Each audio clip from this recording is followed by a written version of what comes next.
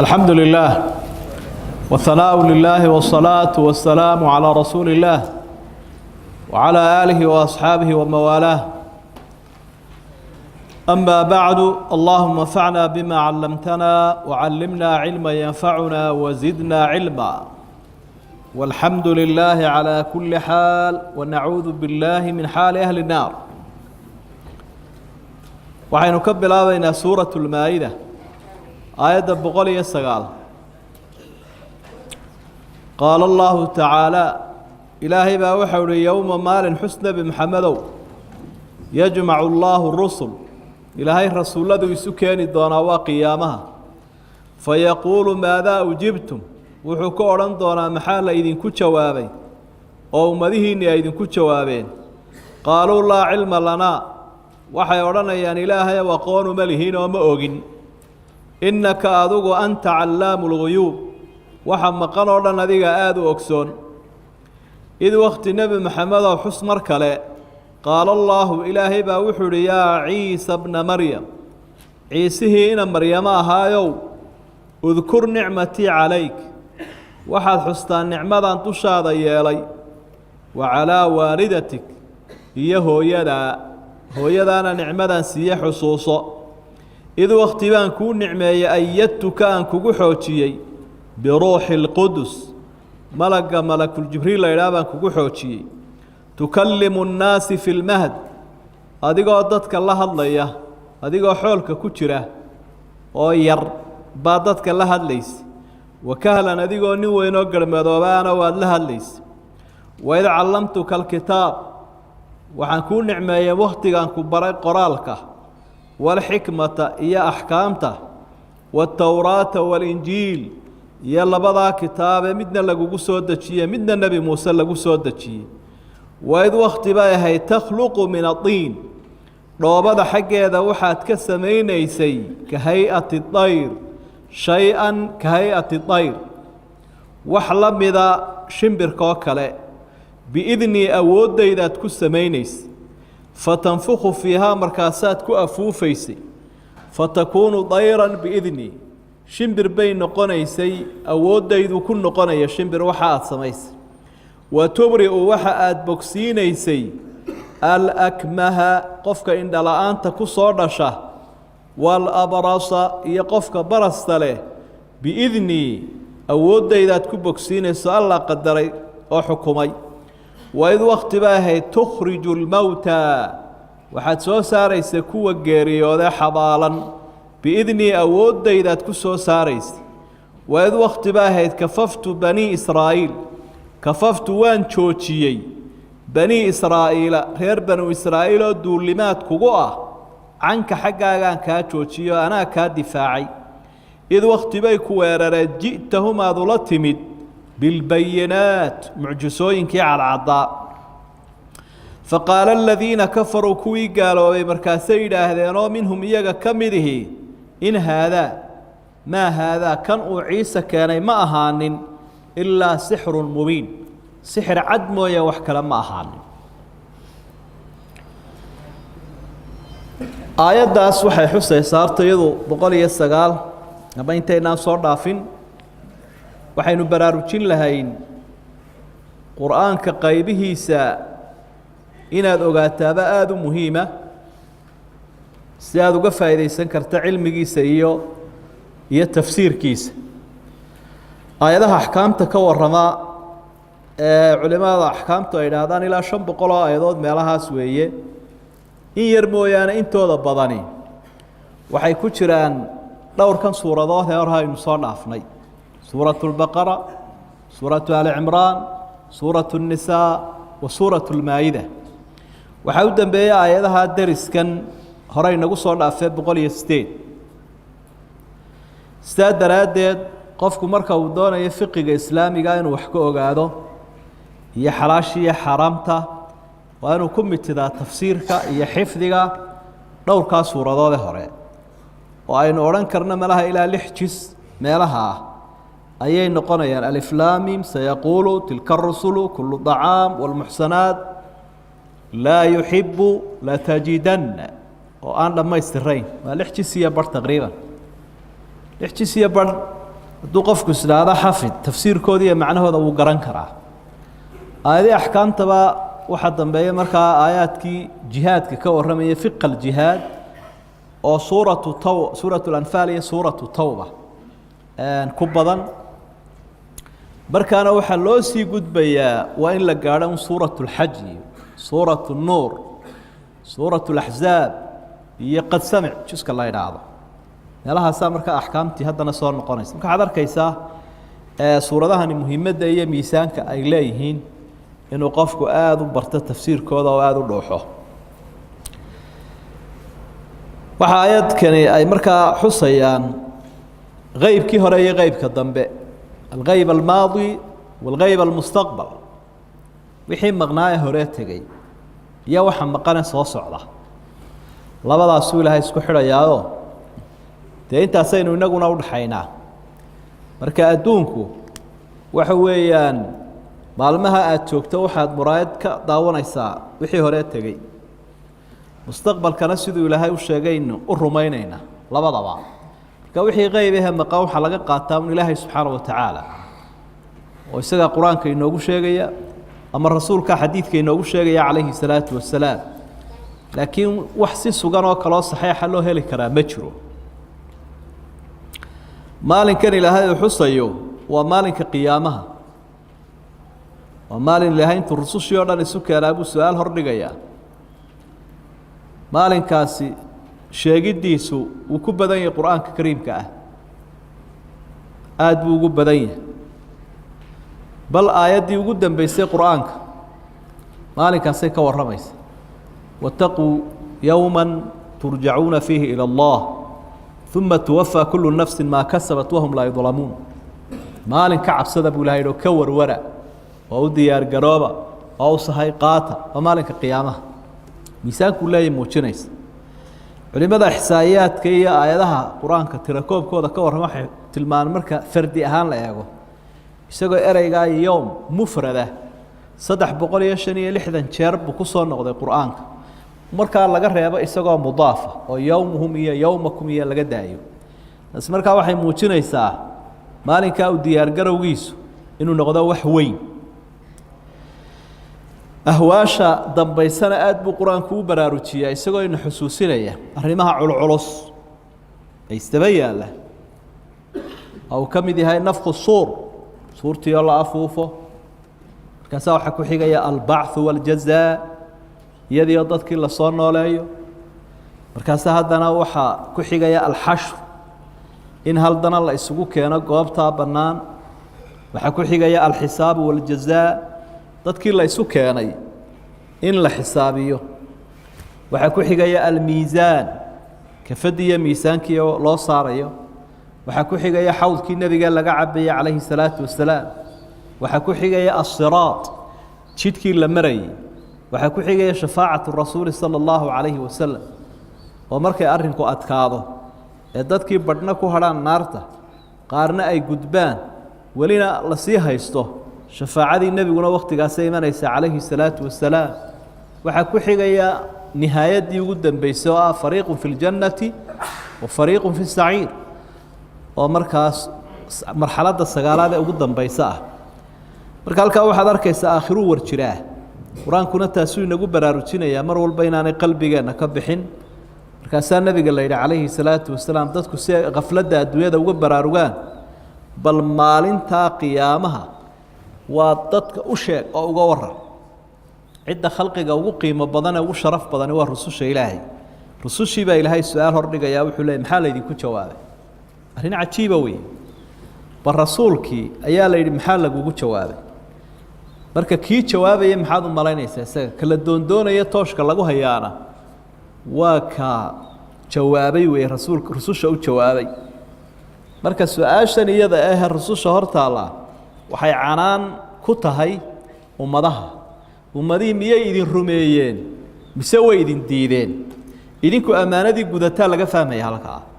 marka halka tawbiikha iyo hanjabaadu ay ku jahaysantahay waa ummadihii markaas rusushiina way isbaraxeen oo waxay yidhaahdeen laa cilma lanaa innaka anta callaamu lguyuub ilaahay ow cilmi uma lihin adigaa wax kastoo maqan ogsoon waxaa la isweydiin karaa ummaduhu dee way ogaayeen jawaabtii rasuulladu way ogaan ummaduhu jawaabtii ay siiyeen qolo rumeeyey iyo qolo beeniyeyba oo intaasoo qisaynu soo marnayoo rasuul waliba ummaddiisa uu ka cabanaya kuwii beeniyey uu ka cabanayo maxay haddaa u yidhaahdeen waxba kama ogin tan culimmadu waxa ay ku fasirayaan waa adab الrusuli maca allahi tacaala rususha oo ilaahay ka edebsanaya macnaheedu waxa weeye ilaahayow waad ogtahay waxay noogu jawaabeene wax ka dheeraadoo nahaynaa ma jiro intay noogu jawaabeenna waad og tahay oo dee waaba kuwan yidhi adigaa wax walba ogsoon cilmi kaaga aan ahayn ma hayno cilmi aanad haynin ma hayno wax wala maqanoonaan ogsoonayna adigaa ogsoon waxay noogu jawaabeenna waad og tahay wax kaloo ka duwanna ma hayno marka waa adaabta wanaagsane qiimaha badan ee rusushu ay ilaahay kula dhaqmayaan subxaanahu wa tacaala waa adab الrusuli wa akhlaaquhum maca allah marka su-aashuna waxay ku jahaysantahay ummadiina markaa kolka la weydiiyo waxay dhahaan waxbana may soo gaadhsiinin rasuulladii buu ilaahay leeyaa idin markhaatiya ummadda nebigaa noo markhaatiya ma idinkaa u markhaatiya ha annagaa u markhaatiya oo xaggee ka ogaateen kitaabkaagii iyo rasuulkaagii baa noo sheegay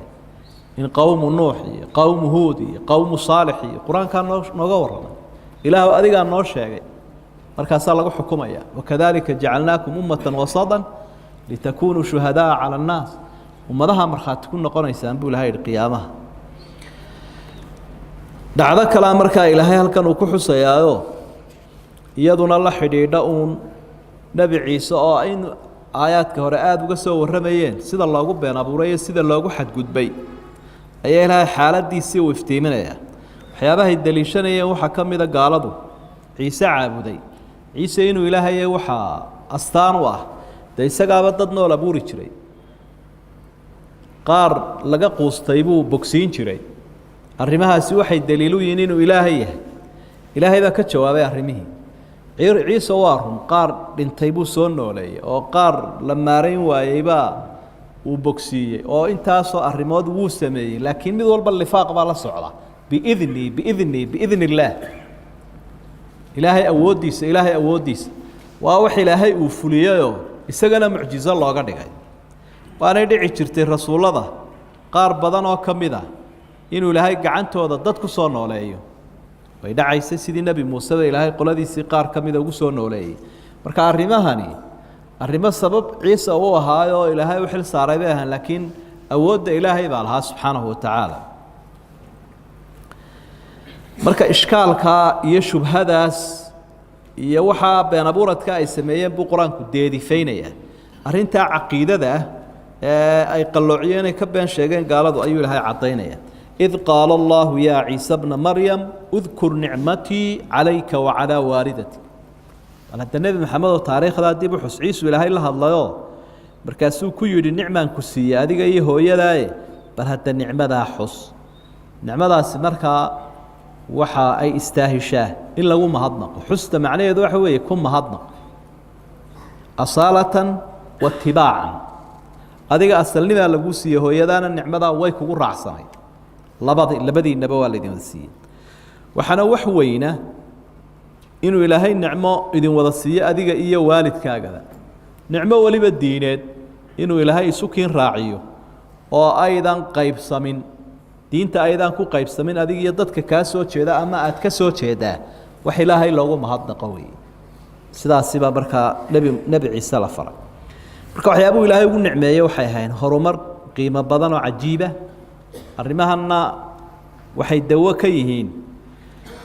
rususha had iyo jeer mucjisaad baa ilaahay uu siin jiray mucjizooyin mucjiza waxa weeyaan wax dadka kale aanu kari karaynin oo cajsi gelinaysa acjaza yucjizu icjaazan wahadihi mucjiza waa arrin qofka daalinaysa oonu samayn karayn marka mucjisadaasi cidda la timaadaa macnaheedu waxa weeye inuu rasuul yahay oo aanu ahayn qof caadiya ayay ka markhaati kacaysa marka aayaadka ilaahay bay ka mid tahay ee awoodaha rususha siiyo ee loogu talagalay quluubta inay qanciso weliba way ka horeysaa aayadaha tansiiliga ah ee soo dega mucjisadu way ka horeynaysaa sidaas ilaahay ugu talagalay baanay sax ku tahay oo rasuulku markuu yimaado hadduu daldalo aayado oo uu dadka ku akhriyo xadiidyo waxay leeyihin dee adigaa baanaan ku ogolayne maxaanu aayaddaada iyo xadiidkaaga ogolaana adiga laftigaaga ayaanaan ku ogolayn marka waxaa ka horraysa qofku wuxuu sheegaya in la qaato in isaga la qaataa ka horraysa horta marka adiga lagugu kalsoonaado ayaa waxaad sheegaysana lagu kalsoonaan doonaa marka mucjisadu habkay u taagan tahay waxa weeye qofka in la qaato oo isagii lagu kalsoonaaday u bislaynaysaa dadka kadibna arrimahan markuu keeno waxaa la odhanayaa cid kale ma keeni karto kii wax daweynaya baa keeni kari waaye kii waxa hebel sheeganaya dhaqankaa wax keeni kari waaye idan markaa waxay caddaynaysaa ninka intanoo arrimood la yimid inuu yahay rasuul ilaahay waana tii qancisay nimankii sixirlayaasha ahaa oo sixirkoodii wax ka weyn markay arkeen bay qanceen idan markaa qofkii kolka lagu qancaabaa waxyigiisiina lagu qancayaa marka sidaasay isugu markhaati kacayaan aayadaha ilaahay waxyaabuu ilaahay ugu nicmeeyey buu xuseeoo dayla waa diin waa aayaad waa mucjizaad waa risaalad id ayatuka biruuxi اlqudus waxaan kugu xoojiyey malakuljibriil in malag iskaa barbar taagaa waa deeqa loo weyn in shaydaan iskaa barbar taagaana waa halaag iyo musiibo weyn markaad ilaahay ku xidhan tahay malaa'igtiisu kuu soo dirayaa iyagaa wehel kuu ah markaad ilaahay diiddana shaydaanku kugu sallidaya waman yacshu can dikri الraxmaani nuqayid lahu shayطaana fahuwa lahu qariin insaanku hadduu ilaahay kitaabkiisa diido anna shaydaan baan u diyaariyey baa ilah dabada kaga dhaca aygaasuu ilaahay kusii daynaya makhluuqa ilaahaya nebi maxamedna wuu xoojin jiray calayhi salaatu wasalaam malagaas asxaabta qaarkoodna wuxuu ugu duceeyey inuu ilaahay ku xoojiyo malaga ah allaahuma ayidhu biruuxi اlqudus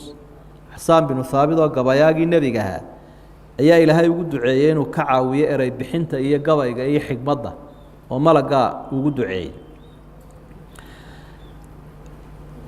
tukalimu الnaasa fi اlmahdi wakahlan waa isagii oo yar iyo isagii weyn buu isku soo hadlayaa suuratu maryam haddaad akhrido bayaanka iyo balaaqa iyo warka uu jeediyey ee dhan walba ka warramaya hooyadiina uu ku baraxaya isaguna waxa uu yahay uu ku qiranayo dee lama odhan karo ilmo yar baa jeediyey waxay caddaynaysaa inay mucjiso tahay dadka yaraanta ku hadlay ayuu ka mid ahaa nebi ciise mucjisaana isaga u ahay waa waxyaabuu ilaahay ugu nicmeeyey id markaa waxay tilmaamaysaa waxyaabuu ilaahay ugu nicmeeyey buu sharxaya ayuu u sharxaya awoodahaas iyo deeqahaasuu ilaahay ku siiyeyoo adiga iyo hooyadaaba diin iyo horumar ilaahay udin siiyey baa ahayd oo ilaahay baa ku siiyey mar walba ilaahay isagaa isu idaafeynaya laakiin ma ahayn waxaad adigu lahayd iyo awoodaad lahayd ma ahayn anigaa sidaa kuu yeela aniga isnaadku ilaahay buu tiirsan yahay anaa sidaa yeela anaa saa yeela baa ilahay buu leeyahay waid callamtuka alkitaaba waalxikmata waaltawraata waalinjiil kitaabkan waxay culimadu ku fasireen waa qoraalku waa axadu lisaaneyn labada carab midkood weeye ee wax lagu cabire lagu caddeeyo camaa fi damiir gudahaaga waxaa ku jira ama qowl baad ku caddaynaysaa ama qoraal marka waana nicamka ilaahay uu bixiyo dadkuna waxyaabaha ay ku horumaraan bay ka mid tahay aqoonta iyo qoraalku uminimaduna waa waxyaabaha ay dadku ku dambeeyaan ama ay ku hadhaan inaanay dadku waxba qorin oo waxba aanay akhriin qof quray ammaanu ahayd uminimadaas iyo waa rasuulka sala allahu calayhi wasalam si aan loo odhanin kutubta wuu soo qortay kitaabkan wuu soo qortay si aan loo odhan xikmaddu waa axkaamta uu kutubtan ka soo saaray iyo xikmadduu dadka ku kala xukumayo towraad wuu yaqaanay si aanay dee reer banu israa'iil ugaga hor iman karin wuu u sharxayo waa kula doodayay injiilna isagaabaa lagu soo dejiyey shimbirka wax sidiisoo kale ah baad abuuraysa ka hay-ati dayr biidni baa la socota ilaahay baa u fasaxay fatafuqu fiiha fatakuunu dayran biidni wuu afuufayaa sidii malakuljibriilba hooyadii uu ugu afuufay ciise maryam ugu afuufay ciise ila waa laba makhluuq labadoodube saasoo kalunbuu isaguna bahashan shimbirta ah waxaan habka shimbirta uu sameeyunbuu afuufayaa si ilaahay u fasaxay shimbir buu noqonayaa shimbirkaasi miyuu sii jiray hadda miyuu jiraa muxuu ahaa muhiim maaha laakiin wax nooluun inuu ilaahay sabab uga dhiga ciise ayaa ilaahay uu noo sheegay nebiyada siduu rasuulku xusay sala allahu calayh wasalam nebi walba ilaahay wuxuu siinaya mucjiso u qalanto oo wakhtigiisa dadka qancin karta